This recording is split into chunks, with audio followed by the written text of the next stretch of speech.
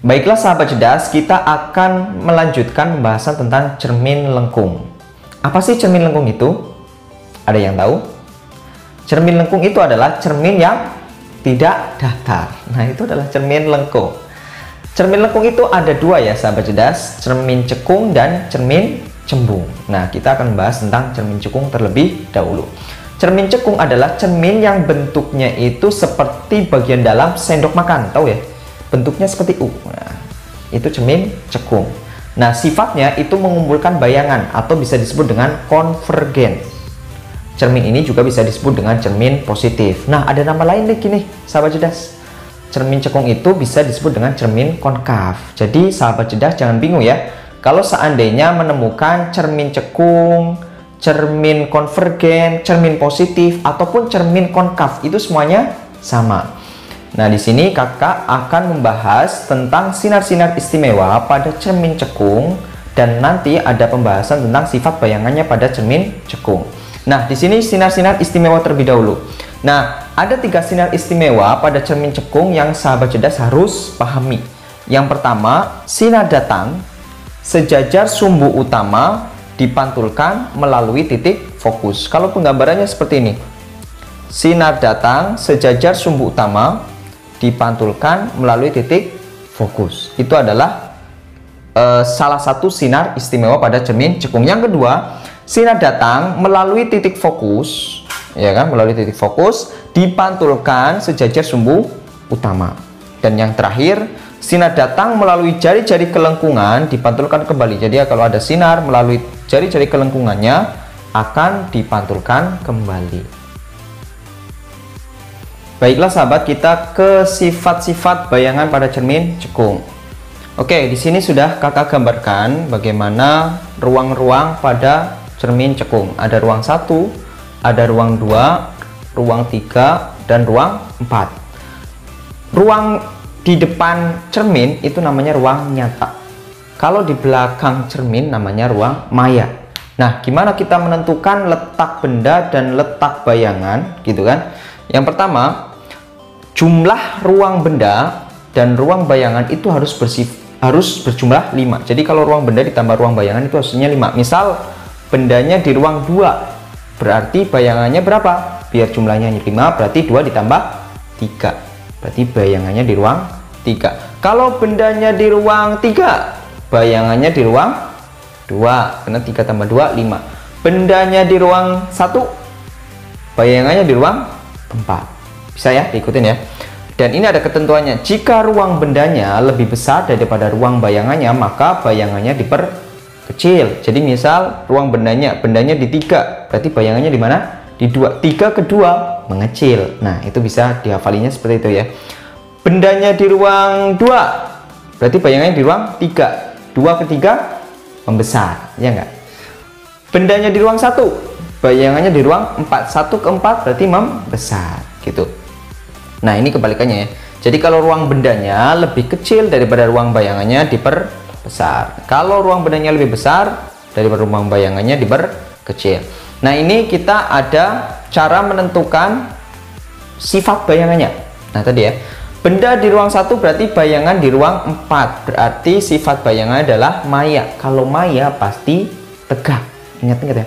Maya tegak. Nah, maya jalannya tegak. Nah, gitu ya. Bisa ya. Maya tegak, diperbesar. Nah, itu. Kenapa diperbesar, Kak? Karena dari 1 ke 4 membesar. Benda di ruang 2, bayangan di ruang 3. Ruang 3 berarti nyata. Kalau nyata terbalik. Diperbesar apa diperkecil? Diperbesar. Karena 2 ke 3. Nah, benda di ruang 3. Benda di ruang 3 di sini. Berarti bayangan di ruang 2. Nyata ya. Nyata terbalik. Diperbesar apa diperkecil? Dari 3 ke 2 diperkecil. Nah, kalau bendanya difokus, nah di sini nih, bayangannya tidak akan terbentuk ya, sahabat cerdas, dan sifatnya maya tegak diperbesar. Nah, kalau bendanya di jari-jari kelengkungan nih, di sini ya. Oh iya, ini belum kakak gambar ini. Ini F, ini R, gitu ya. Kalau bendanya di R, bayangannya di R juga, tapi terbalik dan sama besar. Nanti coba kakak ilustrasikan ke gambar ya, bagaimana didapatkan bendanya di ruang 2, bayangan di ruang 3. Oke, ikutin terus. Baiklah sahabat cerdas, di sini kakak sudah menggambarkan beberapa keadaan benda ya, dimana benda itu ada yang diletakkan di ruang 3, di ruang 2, di ruang 1, di pas jari-jari kelengkungan, dan pas di fokus. Kita coba bersama-sama menggambarkan bagaimana terjadi pembentukan bayangan. Kakak pakai tinta merah ya. Coba kita ikutin. Yang pertama, bendanya di ruang 3. Ini ruang 3 ya, di antara R dan tak hingga. Oke, coba kita gambarkan. Pertama, berarti ada sinar sejajar sumbu utama, ya kan? Kurang lurus ini. Sejajar sumbu utama akan gimana? Kalau sejajar sumbu utama dipantulkan menuju titik fokus ya. Sini nih. Nah, gitu ya. Jadi ini yang sejajar sumbu utama dipantulkan ke titik fokus. Nah, selanjutnya sinar yang menuju titik fokus gimana? Nah, kakak gambarkan ke titik fokus dulu ya.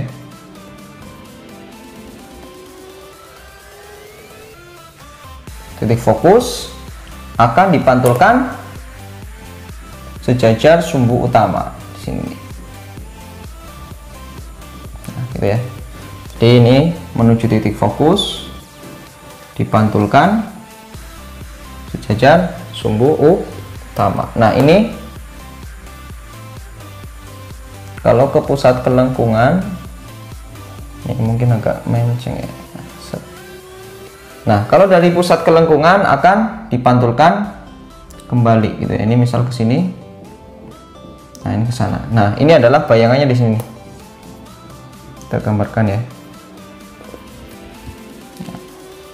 Di ruang 2 ya. Nah, itu yang keadaan di ruang 3, bayangannya di ruang 2. Nyata dan terbalik. Ini kelihatan terbalik ya. Oke, yang kedua, ketika kita bendanya diletakkan di ruang 2. Bagaimana? Coba ya, kayak tadi ya. Sinar sejajar sumbu utama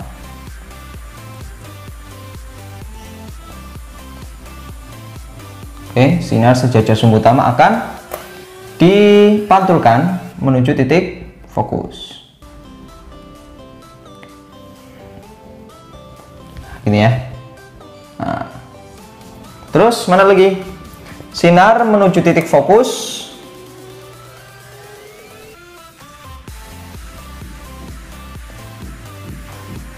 akan dipantulkan sejajar sumbu utama.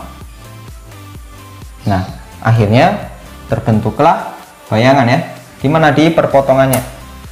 Di sini nih. Nah, di sini ya.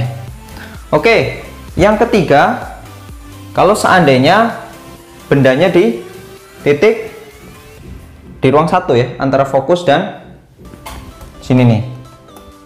Berarti kita gambarkan dulu nih. Sejajar sumbu utama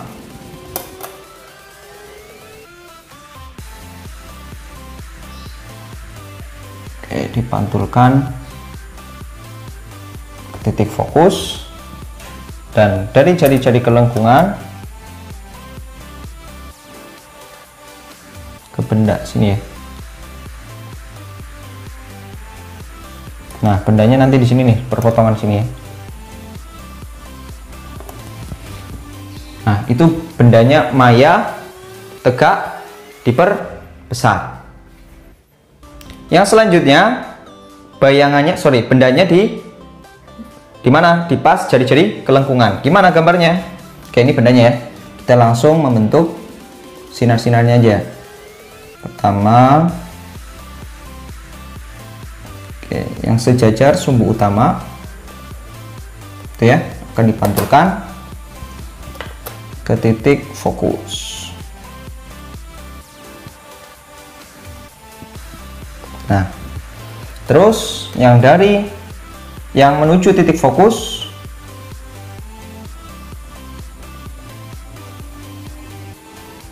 dipantulkan ke mana? Ke sumbu utama ya, sejajar sumbu utama. Nah, di sini perpotongannya ya, sehingga bayangannya pas di R juga.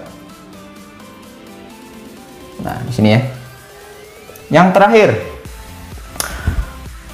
bendanya di fokus. Gimana pembentukan bayangannya? Nggak terbentuk bayangan ya. Di sini nih. Coba kita gambarkan aja. Pertama, nah di sini ya. Sejajar sumbu utama akan dipantulkan ke titik fokus, dan nanti di sana ada yang seolah-olah ya sana. Nah, ini ya. Di sini ada titik-titik sana memanjang.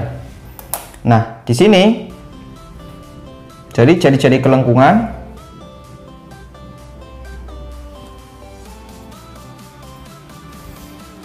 oke.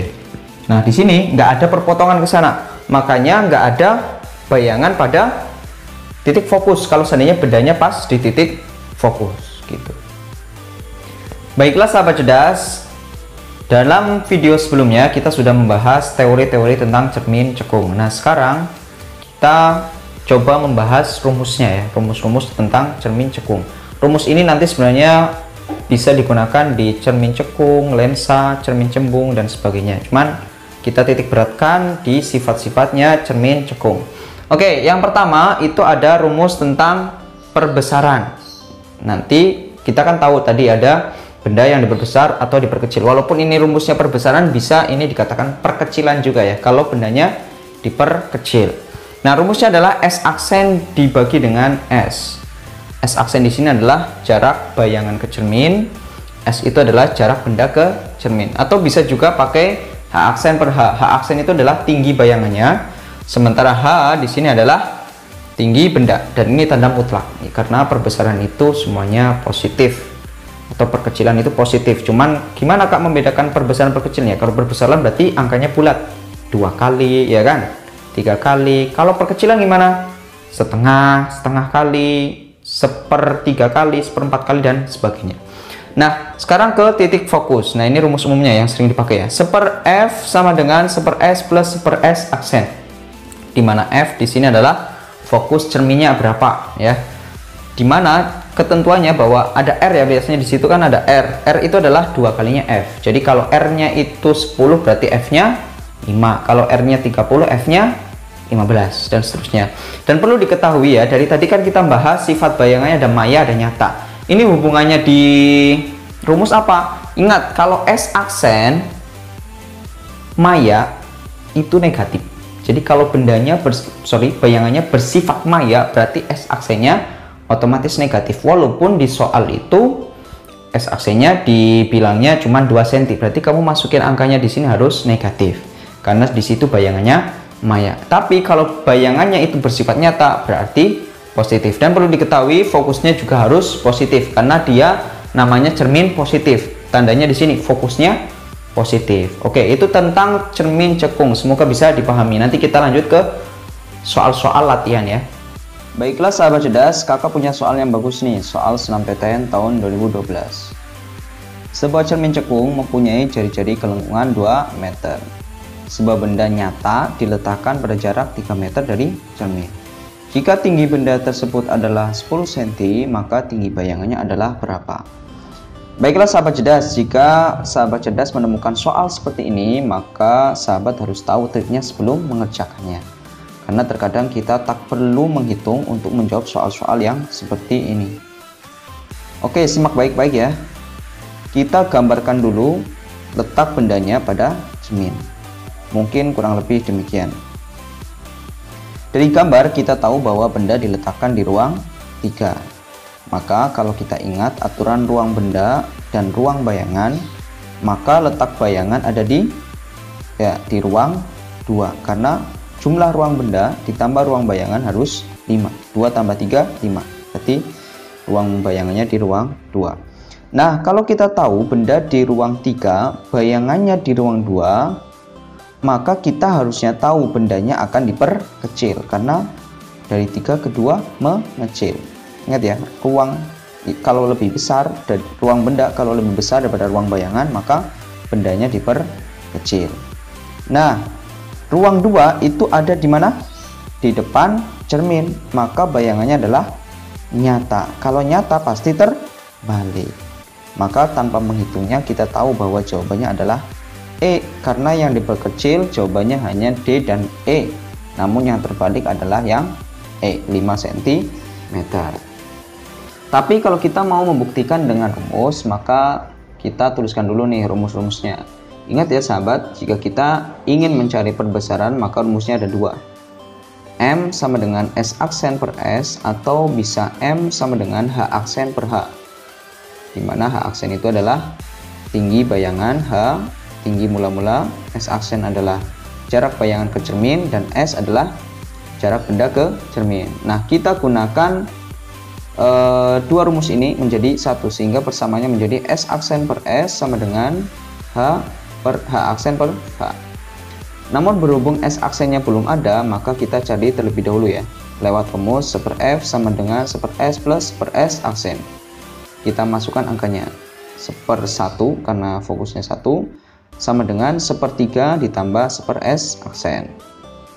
1/S aksen sama dengan 1/1 dikurangi 1/3, karena ini 1/3-nya pindah ruas ke kiri, jadinya negatif. Oke, 1/1-nya kita ganti dengan 3/3 biar sama. 3/3 min 1/3 biar penyebutnya sama ya. Jadinya berapa? Jadinya 1/S aksennya adalah 2/3. Nah, kalau kita pengen tahu S aksen maka kita balik, jadinya 3/2. Lalu kita kembalikan ke rumus yang atas tadi, S aksen per S sama dengan H aksen per H. S aksennya 3/2, S nya 3, H aksennya yang ditanyakan per 10 itu tinggi benda, maka 3 dicoret, 3 sama 3 jadinya setengah di sebelah kiri, maka H aksen adalah setengah kali 10 sama dengan 5 cm. Nah, berhubung S aksennya positif, maka kita tahu kalau S aksen positif berarti bayangannya nyata apa maya? Nyata, karena kalau maya baru negatif. Kalau nyata pasti terbalik, maka terbukti jawabannya adalah E, 5 cm terbalik. Semoga bisa pahami. Baiklah sahabat cerdas, kakak menemukan soal bagus lagi nih. SBMPTN tahun 2014 Saintek ya. Seorang anak berdiri di depan cermin cekung sehingga bayangan yang terbentuk adalah tegak dan 2 kali lebih besar dari dirinya. Jika kelengkungan cermin itu adalah 3 meter, maka jarak anak tersebut ke cermin adalah... Oke, soal ini masih sama dengan soal sebelumnya. Kita tak perlu menghitung untuk menemukan jawabannya. Loh, bagaimana caranya kak? Oke, simak baik-baik ya. Pada soal diketahui info penting nih. Yang pertama bahwa bayangan tegak dan diperbesar. Kita tahu bahwa bayangan tegak adalah bayangan maya. Mbak Maya jalannya tegak nih. Berarti tegak maya. Maya tegak. Jadi letak bayangannya ada di mana? Ada di ruang 4. Kita lihat gambar aja. Kalau bayangan di ruang 4, maka bendanya di ruang 1, karena perjanjiannya adalah ruang bayangan dan ruang benda harus berjumlah 5. Ruang 1 adalah ruang di antara cermin ke fokus, ya kan? Dari soal kita tahu bahwa fokus cerminnya berapa? 1,5 ya, karena jari-jari kelengkungannya 3, berarti fokusnya 1,5. Maka kalau benda di ruang 1 itu jaraknya dari cermin itu di antara 0 sampai 1,5 meter. Maka kita menemukan jawabannya, yaitu berapa? Yang 0,75 meter. Karena 0,75 meter adalah angka di antara 0 sampai 1,5. Jawabannya adalah A. Kak, bisa nggak dibuktikan dengan rumus? Oh, bisa. Kita punya rumus perbesaran ya. Apa rumusnya? Ya, M sama dengan S aksen per S. Kita ganti M-nya dengan 2 karena disitu diperbesar 2 kalinya, ya kan? Maka kita bisa dapatkan bahwa S aksen sama dengan 2S karena M-nya kita ganti dengan 2. Lalu kita masukkan ke rumus 1/F sama dengan 1/S plus 1/S aksen. Nah, di sini hati-hati ya sahabat. Karena bayangan maya, maka S aksennya berharga negatif. Maka kalau kita tuliskan menjadi 1/1,5 sama dengan 1/s min 1/2s. Kita samakan penyebutnya menjadi 1/1,5 sama dengan 2/2s min 1/2s. Lalu menjadi 1/1,5 sama dengan 1 karena 2 dikurangin 1. Kali silang menjadi 2s sama dengan 1,5. Maka s sama dengan 1,5 dibagi 2 berapa? 0,75. Terbukti kan? Baiklah sahabat, semoga bisa dipahami dengan baik dan lebih menguatkan teori tentang cermin cekung.